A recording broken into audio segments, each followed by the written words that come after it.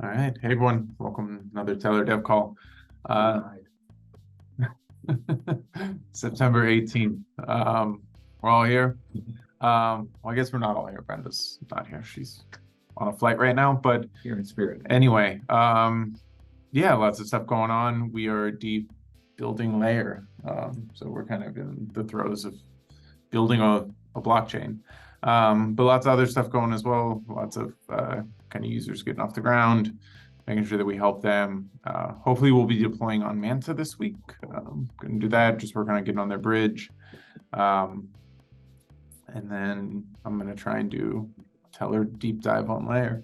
So that'll be another thing on my to-do list. All right, we'll just kind of go around, start talking to you guys. Akram, how's things going?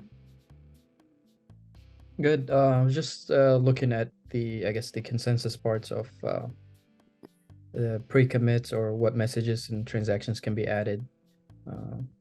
The vote extensions, that's not released yet, so I'm trying to see if I can work with the alpha, see if we can apply that. But, Always a question of whether we want to work with the alpha.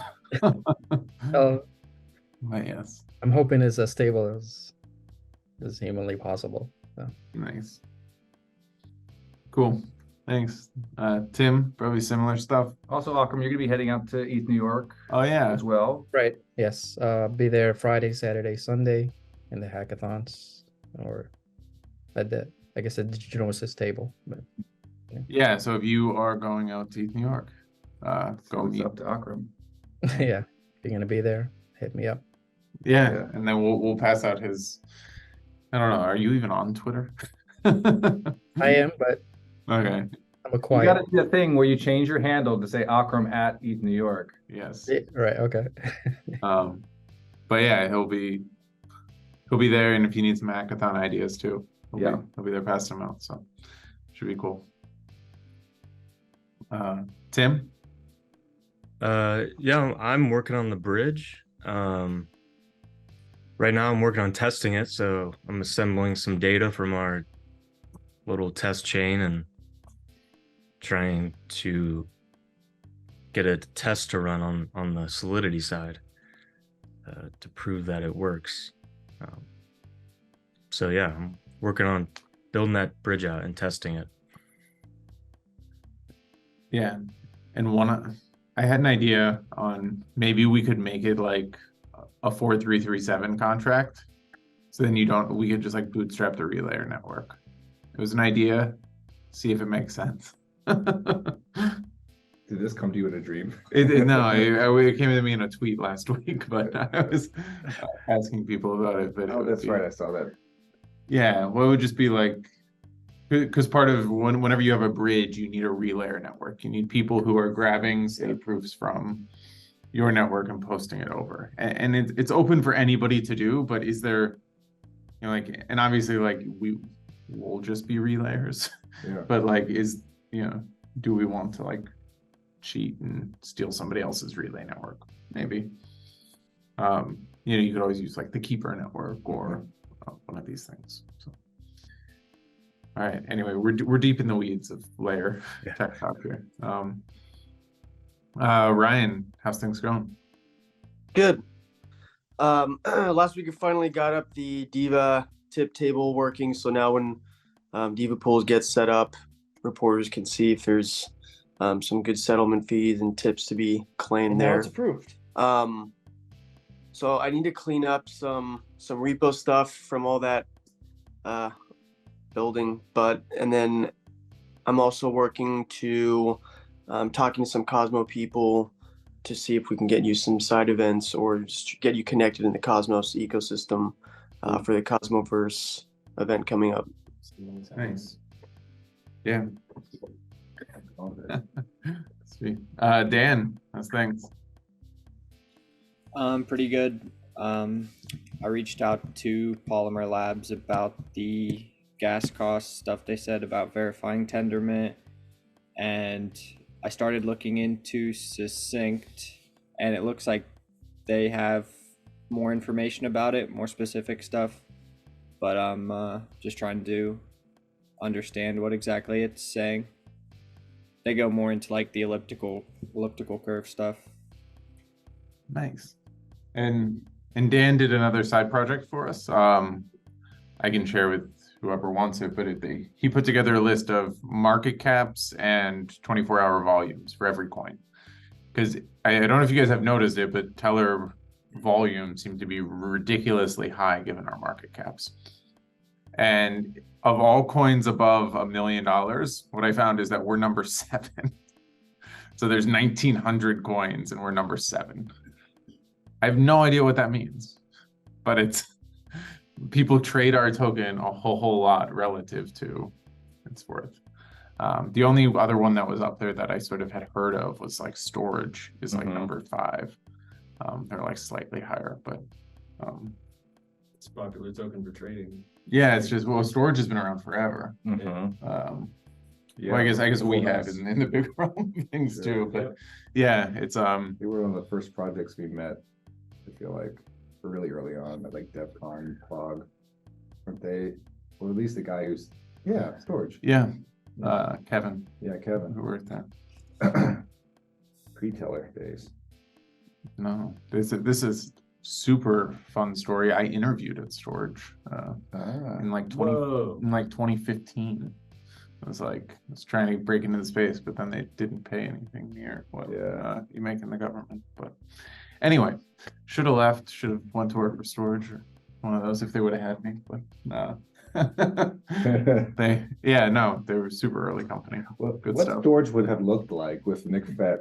Like, Well, they early had on? James Prestwich, who was good, and then he kind of had a fallout with that company. Sure. Yeah, I mean, they've gone through so many CEOs, but it's been anyway. Long story. But we digress. Yeah, We digressed a lot just now. Owen, how's things? Hey, it's good. I'm also working on Tellor layer stuff, digging into more of the preparing and processing the proposals. And then also Frank sent me a message, so I need to see what that's about. It looks like he updated some versions and I might have to just like approve some PRs, but I'll see where things are with our Polkadot work as well. Cool. All right, Spuddy. Yeah. I'm trying to understand the pieces of a wormhole bridge, try to figure out how that works and see if I can run that. I'm a local dev net. I don't know how much compute resources it takes. It's the thing that's the only thing that's making me hesitate right now. Cool.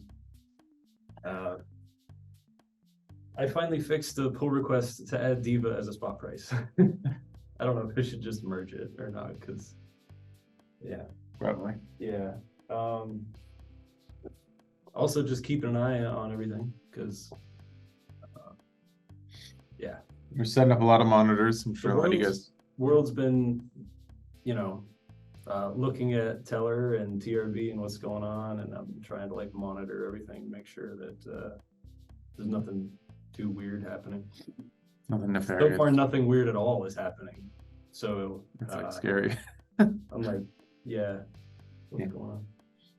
Yeah, the reporting's all like super stable, which is Mhm. good. Yeah, reports come in faster and faster. Like when gas costs are low and the value of TRB is up, then it's way more profitable to be a reporter. So like the reports come in. What that means is the reports actually just come in faster and faster because all the reporters are still trying to undercut each other. So Yeah, that's what happens. nice. Mike, anything? I think it's worth pointing out that we're going to be sponsoring Eth Denver again this year. I know that's going to be this year. It's going to be next year, but a lot Forever away. Yeah, but an event like that, we sort of start the process quite a bit in advance. Always a good time. Yeah, it's a good time, and we're going to have an even bigger presence again this year. So excited about doing that, having a main stage talk this time around, bigger booth, bigger boulder, more Tellor. It's going to be a big time for Tellor Layer 2 at that point at the end of February. I think we should be, We're gonna be out of the bear market then. All exactly of crypto will be. out of the bear market. Tellor Layer is going to be like, Well, I think live that on testnet, of yeah. course. it'll be like once we get it up on testnet with Layer, then it's one of those things like if you are going to be launching on Tellor, we want you launch, building it to launch on Tellor Layer. So like it'll be like a pivot in how we talk about coming to use Tellor. It'd be nice to be able to have use the hackathon as well to get people to do something on Tellor Layer testnet. For sure. So cool. Ryan, any questions? Lots of questions. Lots from Mayumos and company. I guess the first one is Mayumos is looking for a Celestia deep dive. Why is everyone's talking about it, but it's not live? Why is it so popular already? I have emailed Celestia people to do a deep dive like 4 times. I've like emailed them, DM'd them on Twitter, and they just ignore me. So I think that's very bearish on Celestia. So shame on Celestia for not responding. Like I've even gone the approach of like, I want to use you guys. Can you message me back? So then maybe they'll like message me back. You, I mean, and they just still ignore me. They like know somehow.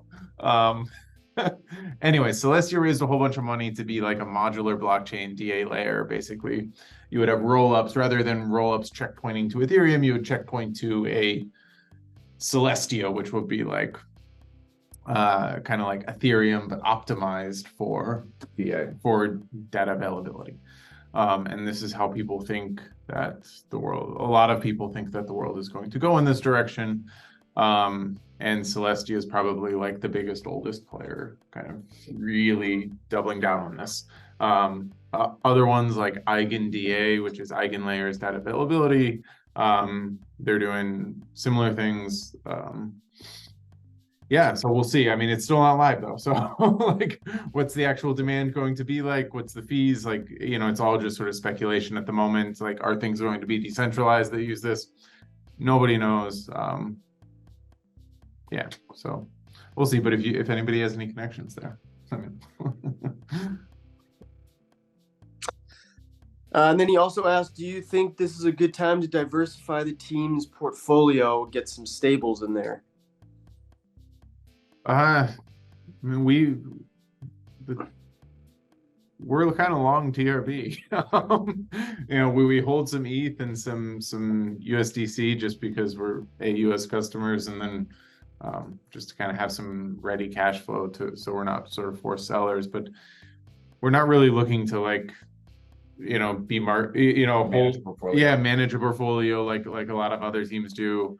And then I mean stables have risks.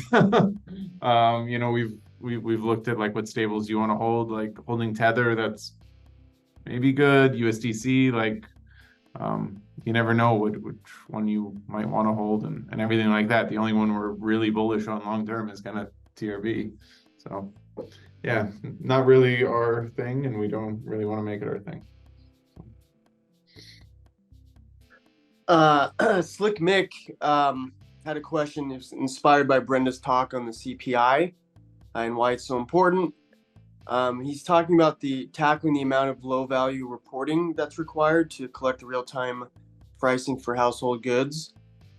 Is Tellor Layer attempting to tackle that in a similar way that he's a big fan of Solana and the fact that they have the phone? Yeah, no, that's part of the reason we wanted to move.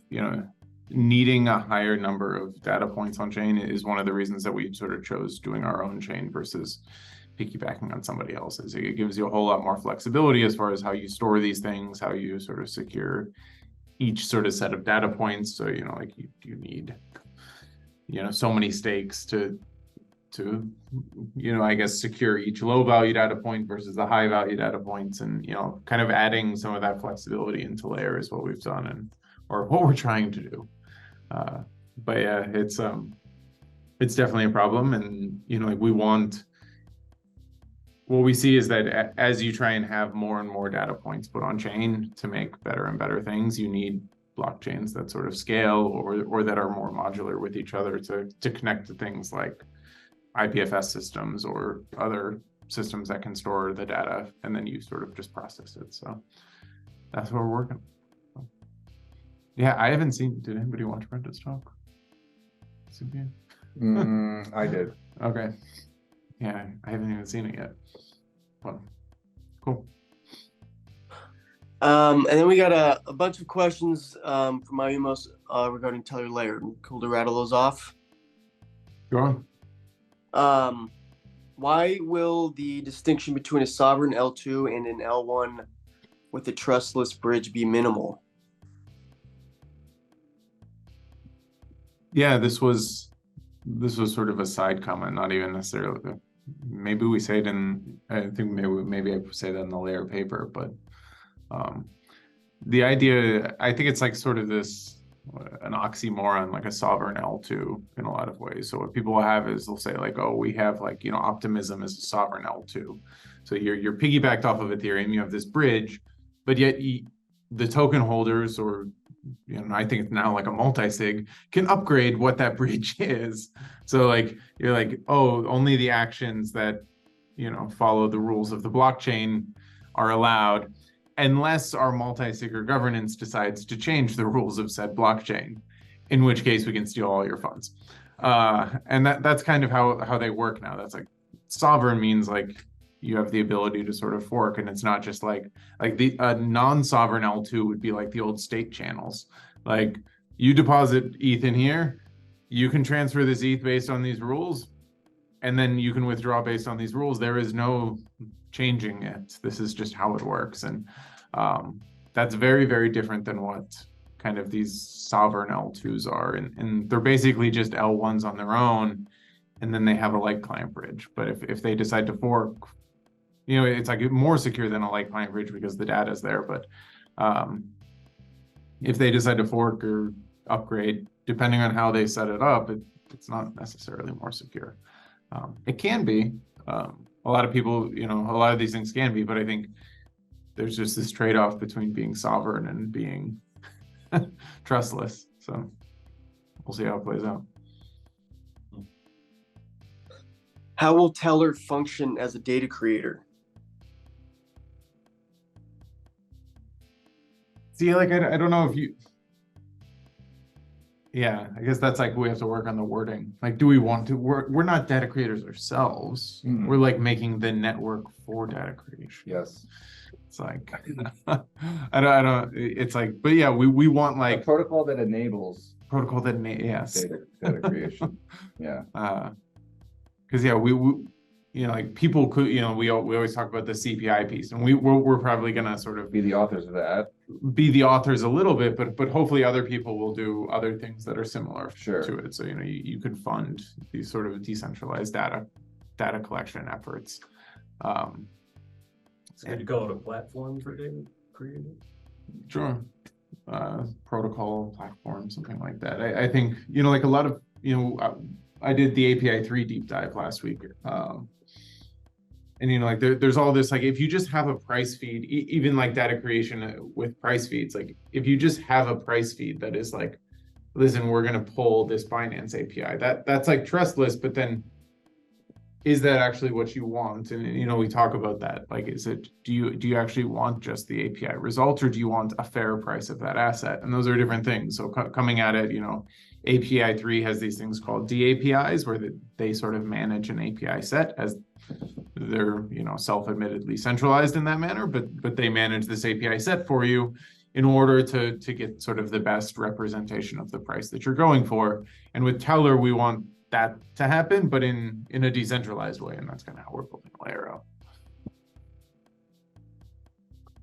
How can the system be infinitely secure? I mean, this is always one of those weird questions, like how can it be infinitely secure? But it's one of these things, like this is why we added the sovereign piece, if you will. Like we wanted the ability to fork. Like all blockchains are sort of infinitely secure if you given a group of people who agree on things. So that's why like all sort of falls back to the social layer on Bitcoin. Like even like, is Bitcoin infinitely secure, or is it breakable up to, you know, a 51% attack? Like, is that all? But it's not. Like even if the US government paid billions and billions of dollars and 51% attacked Bitcoin Yeah. and like bought all the miners, everybody would just be like, well, screw you, we'll change the hashing algorithm and fork, and your tokens are worthless. And the network would still function and everybody could still transfer their Bitcoins and have it. We would just all abandon the government fork. In the same way, Tellor, by being our own blockchain, we can do that. It's not like infinitely secure instantly. It's just infinitely secure over a long period of time when you sort of fall back to a social layer. And that's kind of what I meant by that. Makes sense? So It does. And then regarding a statement that I think he's probably pulling from the Tellor Layer paper, the blog as well. What does this mean? The addition of new chains or protocols should be complementary rather than competitive. this was just, we didn't want to bridge our token over. Yeah. Like right now we have this, it's sort of, if you have Polygon and Optimism and they both want lots and lots of users, basically they both have to bridge the token over. And they could be, you know, like if we got to a point where like TRV was such a scarce, expensive asset, like it could be like sort of competitive, or if you have thousands of chains, like adding new ones, like you could be pulling reporter resources because people are so sort of shorthanded on TRV. Whereas now, like with Tellor Layer, adding new chains, it just increases the demand for TRV for staking and reporting and tips, but it's not like your sort of resources are necessarily as directly fighting with the resources of other chains. You know, you would probably want more people on there. So at least that's how we're trying to build it. What is the difference between validator set and staked reporters? That's just, you can have like a validator set, I think, has to go more with the Cosmos validators. So you're validating the chain. So you can be a validator of the chain without being necessarily a reporter of the data. So And vice versa. and vice versa. Validators have a little bit more to do. Or less. Or right. Right. Fair enough. Then he asks, he's talking about the API 3 deep dive. It's interesting how API 3 is handling the OEV, the Oracle extractable value, and gives it back to the DApp instead of giving it to the miners. How will Tellor Layer handle OEV? Yeah, we could totally do something similar. I mean, we could totally set up an auction mechanism on our own chain for OEV in a given piece. That's sort of the problem. The way that API 3 works, for those that didn't watch it, they have like, let's say the current price of Tellor is $30, and then in a DeFi app that uses this, so say there's some stable coin that's backed by Tellor, if the price of Tellor drops down to 29, there's going to be a whole bunch of liquidation events. So everyone knows that whichever Oracle, whoever gets to update that Oracle price, is probably also in the same block going to update, grab a whole bunch of liquidation rewards. So what they should do is, what API 3 does is they auction off the Oracle updates at each price. So like they say at 29, whoever updates the price at 29, getting to push that price, we're going to have an auction for it. So if you could make $100,000 off of it, you would expect that auction price to go for, $99,000 or something like that. And then whoever got to do it would get the $100,000, and they would have to give $99,000 back because that's what they paid for in the auction. And that $99,000, I think, 90% of it goes back to the protocol. And it's a cool mechanism because now, because what it was before is people were still doing an auction, but it was an MEV auction. So it was with gas. So you would have paid $99,000 in gas for that 100,000 to update it, which is, no, we don't want to give it to the miners. We want to give it back to the DApp. And that's cool. So there's a few things that API 3 runs it. So the auction is a centralized service. It is a centralized API. he admits it. It's, you know, it's not a decentralized thing because it's hard to decentralize because it has to be at a lower block time than the chain, since it's kind of like an MEV off-chain auction. So Tellor could do that for slower chains. We could have like an auction mechanism on our chain, which you could sort of do that, and then we could pass money back to the protocols, and that would be cool to do it in a decentralized way. I think more so that I think people are just going to start getting better at designing these systems. Like this is what I honestly hope. Like, you know, what is it? Euler protocol. You know, like they have like capped liquidation limits. So like, listen, you don't get to make $100,000 off these liquidations. You don't get all of it. You get up to 1,000, and then it's just capped. Like there's no need to make it any higher. People are going to be racing for this, and like that in and of itself saves people a ton of money. So like I think though more of those mitigations also, like you know, you could start seeing some protocols, like if they're already fine having you know, some centralized pieces to it, they would just run the OEVP auction themselves. I think I could see some protocols just setting these up on their own to give it back. Or you could just say like, listen, we're going to whitelist who gets to update the Oracle. It has to be one of us. And we're just going to give it back to the team. That would also work. Might limit it a bit, but it, you know, if you're fine with a little bit of centralization, like in API 3, why not just have it be your team centralization? Be a little bit okay as well. So I don't see it. I see hopefully people start mitigating this MEV stuff more just by system designs, but we'll see.